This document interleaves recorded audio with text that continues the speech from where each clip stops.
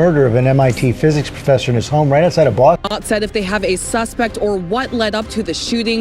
And now we have this, an MIT professor shot to death in his own home in a Boston.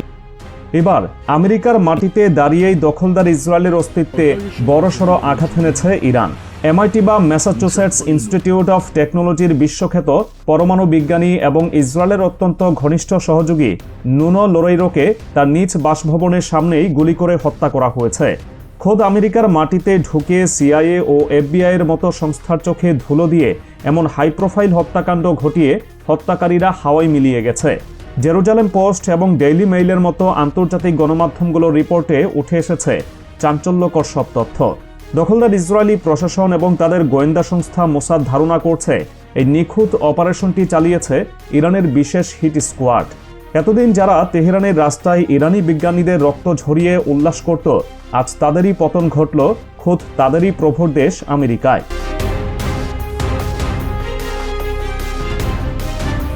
বস্টনের মতো কঠোর নিরাপত্তা বেষ্টিত শহরে এমন একটি হত্যাকাণ্ড ঘটিয়ে হত্যাকারীরা হাওয়ায় মিলিয়ে গেছে। ৪৭ বছর বয়সী নুনো এফজি লোরেইরো কোনো সাধারণ ব্যক্তি ছিলেন না।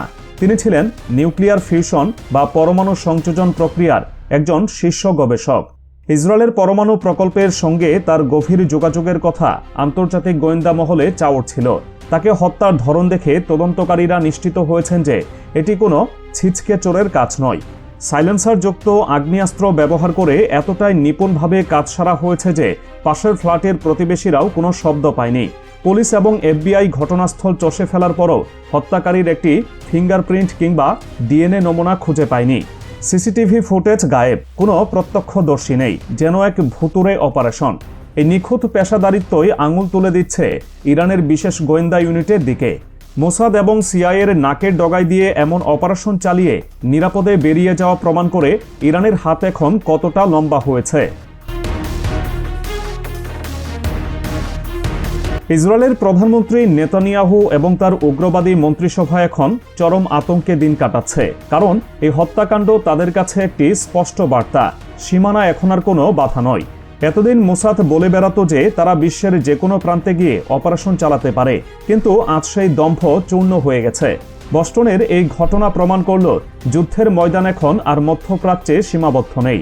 ইরান তাদের প্রতিশোধের আগুন নিয়ে গেছে খোদ শত্রুর লিভিং রুমে। ইসরায়েলি গোয়েন্দারা এখন বুঝতে পারছে তারা এক অসম প্রতিপক্ষের মুখোমুখি দাঁড়িয়েছে, যারা তাদের প্রতিটি গতিবিধি নজরে রাখছে। নুনো লোরেইরোর মৃত্যু দখলদার ইসরায়েলের ভবিষ্যৎ পরমাণু গবেষণায় এক অপূরণীয় ক্ষতি, কারণ তার মতো একজন বিশেষজ্ঞ তৈরি করতে কয়েক দশক সময় লাগে। ইরান ঠিক সেই জায়গাটিতেই আঘাত এনেছে, যেখানে আঘাত পড়লে ভবিষ্যৎ অন্ধকার হয়ে যাবে। এই পুরো পরিস্থিতি বুঝতে হলে একটু পেছনে যেতে হবে। গত এক দশক ধরে দখলদার ইসরায়েল কিভাবে একের পর এক ইরানের বিজ্ঞানীদের হত্যা করেছে তা বিশ্ববাসী দেখেছে। ২০১০ সালে তেহরান বিশ্ববিদ্যালয়ের অধ্যাপক মাসুদ আল মোহাম্মদীকে তার বাড়ির সামনেই রিমোট কন্ট্রোল বোমায় উড়িয়ে দিয়েছিল মোসাদের হায়েনারা। তারা ভেবেছিল ইরান ভয়ে পিছিয়ে যাবে, কিন্তু ইরান তো ইরানি। এরপর মজিদ শাহরিয়ারি, ফেরদৌস আব্বাসি, দারিউস, রেজানিজাত এবং মোস্তফা আহমদী রোশনের মতো নক্ষত্রদের হত্যা করা হয়। প্রতিটি হত্যাকাণ্ড ছিল নির্মম এবং কাপুরুষোচিত। কাউকে গাড়িতে স্ট্রিকি বোমা মেরে, কাউকে স্ত্রী সন্তানের সামনে গুলি করে হত্যা করা হয়েছিল। সর্বশেষ ২০২০ সালে ইরানের পরমাণু কর্মসূচির প্রাণপুরুষ মোহসেন ফাকরিজাদেকে স্যাটেলাইট নিয়ন্ত্রিত মেশিনগান দিয়ে হত্যা করে মোসাদ ইরানের ধৈর্যের বাঁধ ভেঙে দিয়েছে। সেই সব শহীদের রক্তের বদলা নেওয়ার প্রক্রিয়া এখন শুরু হয়েছে। বস্টনের এই ঘটনাকে বিশ্লেষকরা দেখছেন টিট ফর ট্যাট বা ইটের বদলে পাটকেল নীতি হিসেবে। ইরান এতদিন অপেক্ষা করেছে, নিজেদের প্রস্তুত করেছে এবং এখন মোক্ষম সময়ে আঘাত হানছে। এতদিন মোসাদ ইরানি বিজ্ঞানীদের টার্গেট করত, এখন ইরানি অপারেটিভরা ইসরায়েলি বিজ্ঞানীদের খুঁজে খুঁজে বের করছে। আমেরিকার মাটিতে ঢুকে এমন হাই প্রোফাইল টার্গেটকে খতম করা মোসাদের জন্য এক বিশাল চপেটাঘাত। এই ঘটনার পর আমেরিকার বিজ্ঞান মহলে এবং ইসরায়েলের সাথে কাজ করা গবেষকদের মধ্যে তীব্র ভীতি ছড়িয়ে পড়েছে। তারা এখন আর নিজেদের নিরাপদ ভাবতে পারছেন না। অনেকে ইসরায়েলের সাথে প্রকল্প বাতিল করার চিন্তা করছেন, কারণ তারা দেখছেন মোসাদের সুরক্ষা বলয় আসলে কাগজের বাঘের মতো ঠুনকো। FBI এবং বোস্টন পুলিশ হন্যে হয়ে তদন্ত চালাচ্ছে, কিন্তু তারা কোনো কুলকিনারা পাচ্ছে না। হত্যাকারী কোনো সূত্র রেখে যায়নি। এই ধরনের ক্লিন অপারেশন একমাত্র উচ্চ প্রশিক্ষণপ্রাপ্ত এজেন্টদের পক্ষেই সম্ভব। ইসরায়েল যদিও চিৎকার করে ইরানকে দোষারোপ করছে, কিন্তু তাদের হাতে কোনো প্রমাণ নেই। ইরান অত্যন্ত ঠান্ডা মাথায় কোনো প্রমাণ না রেখেই তাদের কাজটি সেরে ফেলেছে। এটি এক নতুন ধরনের যুদ্ধ, যেখানে কোনো সেনাবাহিনী নেই, কোনো মিসাইল নেই, কিন্তু শত্রুর নিকেশ হচ্ছে। শাফাক বা IRGCর ইন্টেলিজেন্স উইং প্রমাণ করেছে যে তারা এখন প্রযুক্তিতে এবং কৌশলে মোসাদের চেয়ে অনেক বেশি এগিয়ে। তারা এখন রক্ষণাত্মক ভঙ্গি ঝেড়ে ফেলে আক্রমণাত্মক অবস্থানে খেলছে। ইসরায়েল এতদিন যে ভাষায় কথা বলতো, ইরান এখন তাদের সেই ভাষাতেই জবাব দিচ্ছে।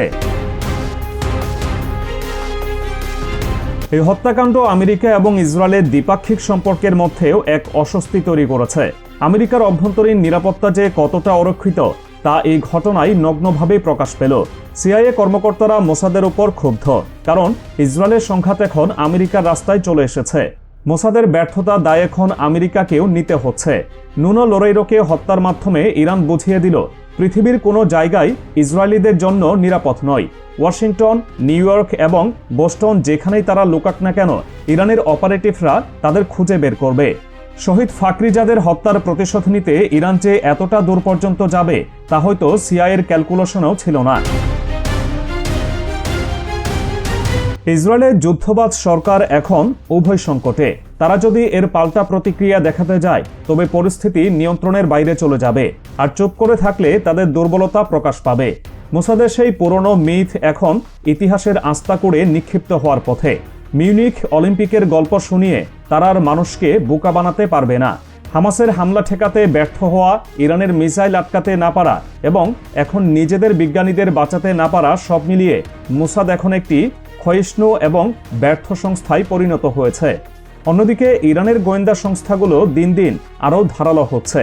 তারা প্রমাণ করেছে ধৈর্য ধরে অপেক্ষা করলে এবং সঠিক পরিকল্পনা করলে শত্রুর ঘরে ঢুকেও আঘাত করা সম্ভব। ইসরায়েলের বিজ্ঞানীরা যারা এতদিন ফিলিস্তিনি এবং ইরানিদের হত্যার জন্য মারণাস্ত্র তৈরি করত, আজ তাদের নিজেদের জীবনই শঙ্কায়। তাদের রাতের ঘুম হারাম হয়ে গেছে।